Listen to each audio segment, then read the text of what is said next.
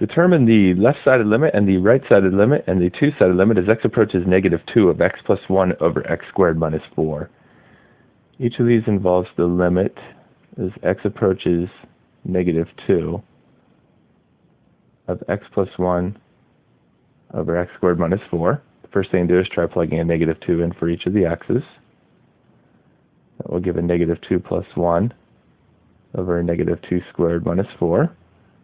-2 plus 1 is a -1.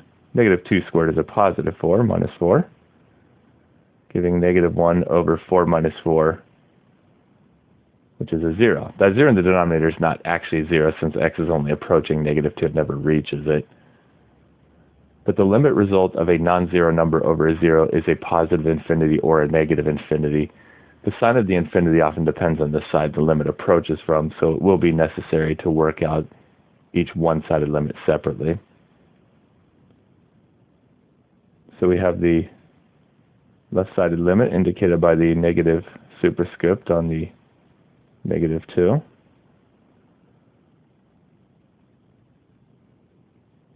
And the right-side limit indicated by the positive superscript on the -2.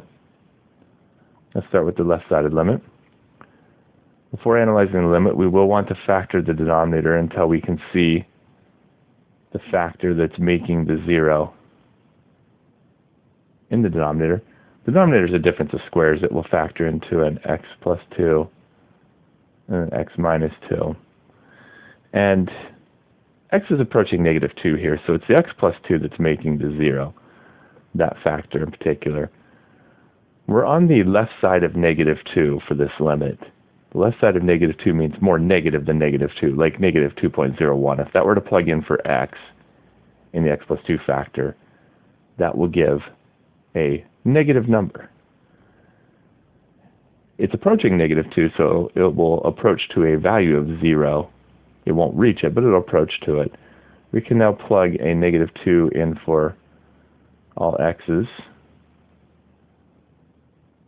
Here we want to analyze it according to side, and to the left side of -2, -2.01 plugged in will give a negative number, but it'll be close to 0. We will call that -0. And it plugs in for all other x's. In the numerator, -2 plus 1 is a -1 over a -0 times a -2 minus a 2 is a -4.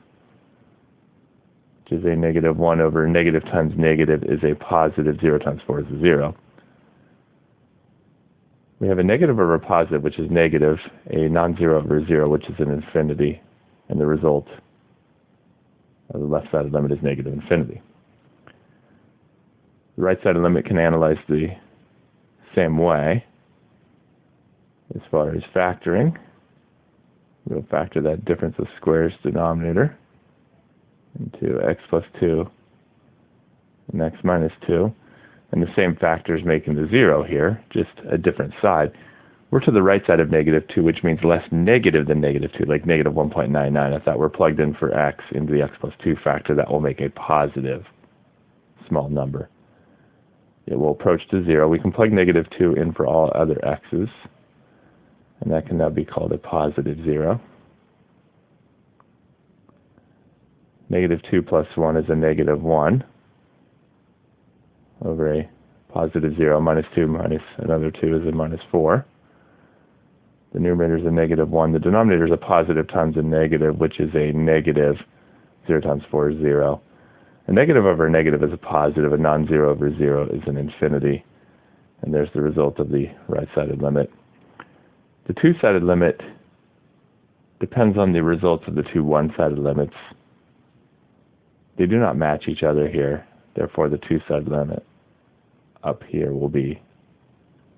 does not exist. And there's the results of the three different limits.